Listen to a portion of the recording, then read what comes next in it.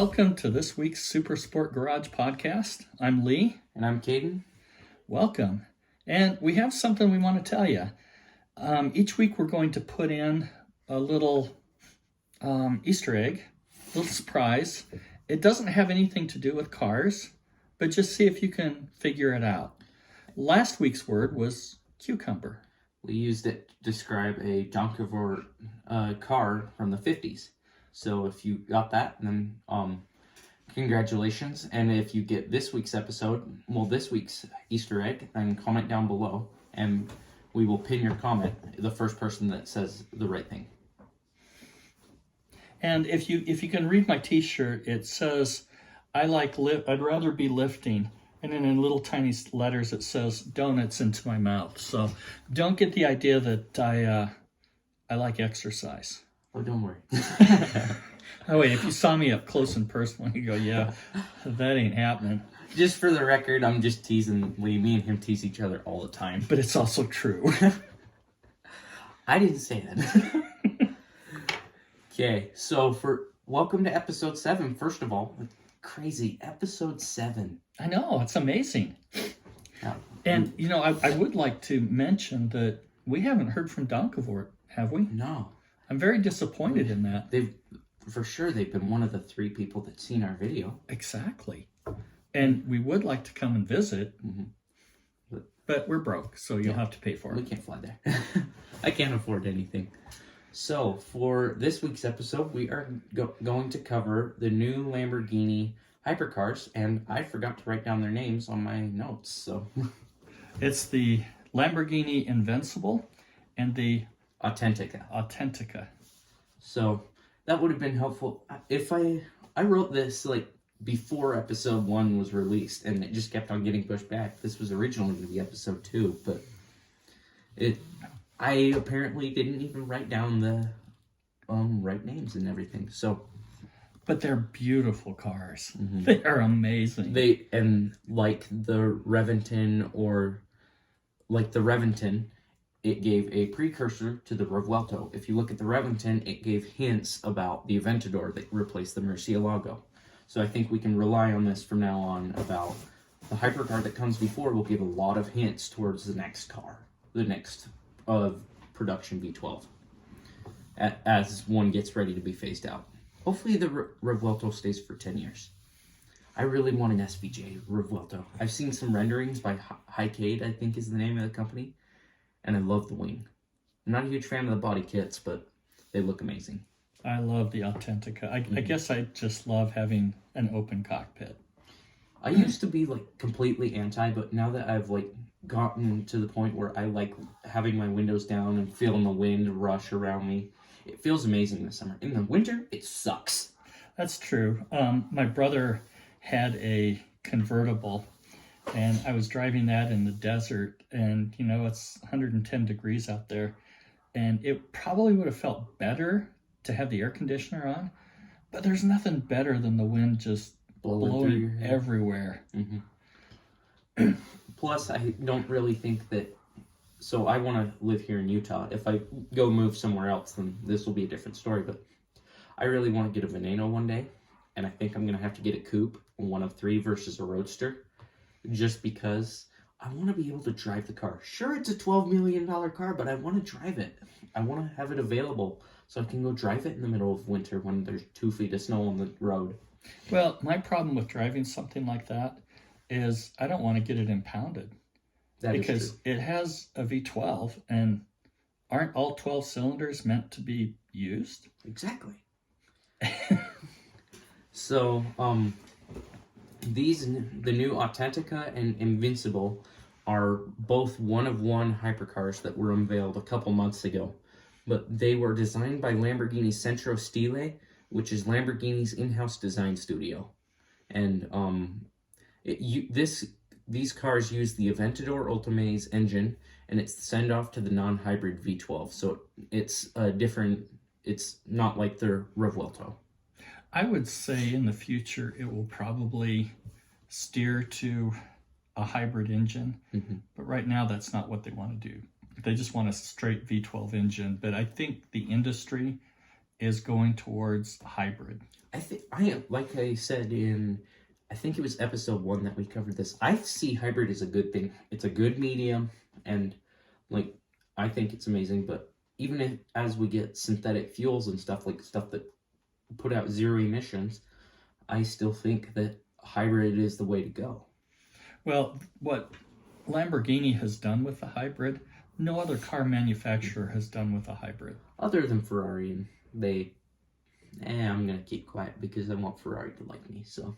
Yeah, they're going to give us a tour of their shop sometime, right? I seriously doubt that because it doesn't take much to take them off. So the Ultimate engine, for those of you who aren't familiar, it has 769 horsepower and it puts out 531 pound-feet of torque. And it's like I said earlier, it's the very last V12.9, not hybridly assisted. Yep. And it's got a 7-speed ISR gearbox. And that's not new. But it's the 2012 Aventador has an ISR. And for those of you who aren't familiar, it's an independent shifting rod. Yeah. It's been too long since I looked at it, but I don't remember the difference. And it has all-wheel steering like the Aventador S. Mm-hmm. And so now onto the design, it has 3 hexagonal lights forming a triangle on each taillight. And it also has 3 hexagonal tailpipes forming another triangle. They really like triangles. And then they have hexagons going down the engine cover. And there's 12 of them. And it looks like a piece of cheese. Well, the back end does. Yeah. The back end does. So they both do 0 to 60 in 2.8 seconds, and they have a 220 mile an hour top speed. Good job, Lambo. You did faster than 217. But we still need to try it here in the United States. Mm-hmm. Yeah. I'm going to do it. I really want Lambo to do 250. I will make my Lambo go 250. Well, I guess that's not too hard when the SVJ that I want has 1,600 wheel horsepower. That's right. It's not too hard to go 250 in one of those. But they share similarities with the Sesto Elemento, the Veneno, and the Revington. Oh, and like I covered earlier, it's similar to the Revington and the Aventador. These new cars unveiled information and designs about the Revuelto. Sorry, I lost the word. I'm adjusted to it now, but I just haven't spoken about it in a while. But. Yeah, and it's, I don't know, a word that's hard to roll off our tongues in the United States, but that's a beautiful car. Mm-hmm. Also, this is on a side tangent. I figured out I need to come up with, how much was it? I think it was $500,000 in the next year because the Huracan is going away. And I want a Huracan that I want to do a VF Engineering supercharger on, and that will be my drift car. And then I want a 3,500 horsepower UG underground racing STO all-wheel drive. So I need to hurry and order both of those before 2024. You need to hurry and get a job and make that kind of money before 2024. Go check out my new YouTube channel, Super Sport Business, and you'll get to see me as I build my businesses. And that's my goal, is to be able to buy a couple Lambos in the next few years. But that interior looks amazing. Yeah, the interior of the Invincible is beautiful. It has a sunroof that goes down the middle, and the rear wing with the swan neck mounts is very unique and it's beautiful. It just adds to the lines of the cars. So one of the questions I had with the Invincible was, it looks like there's a sunroof down the middle. Like, I'm not sure if it actually is, but it looks like there's a sunroof.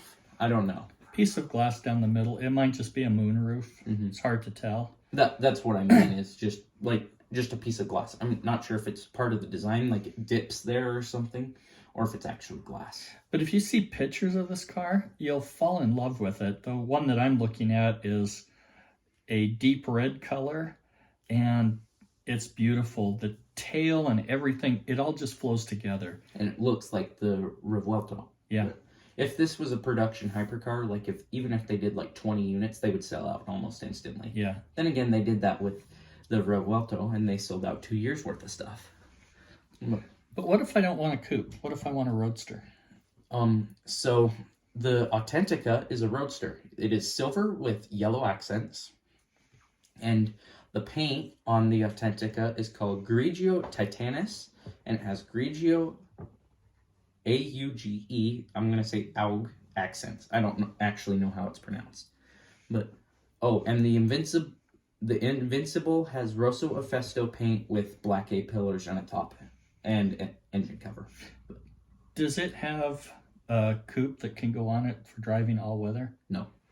It is a constant roadster. It's like the Mistral or the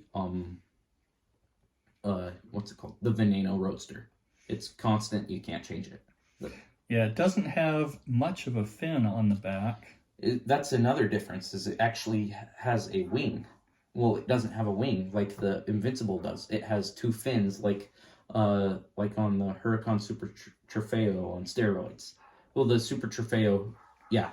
If you look at the Super Trofeo Evo kits, and it has those little lips on the side fenders, it's like that, but on steroids. It's a big fender. It just doesn't run the full length of the fender. And I really like the the interior, which is black with yellow pinstripes and yellow striping. That is a beautiful car. Okay, that's it for me. Not for me. I want one of each. So since these are one-off cars, I figured that it'd just be fun. Let's just throw out what you think they would sell these for. I would say $500,000. Half? Uh-huh. Only half. Only half. I would say that they would, if these cars, like hypercars, as is, if they were for sale, I think they'd sell for $4 or $5 million a piece, or at least the Invincible would, and then I think the Authentica would probably sell for 6, 7. Yeah, the article I'm looking at for the Authentica says that they estimate the cost will be over $500,000, and I don't see an estimate for the Invincible.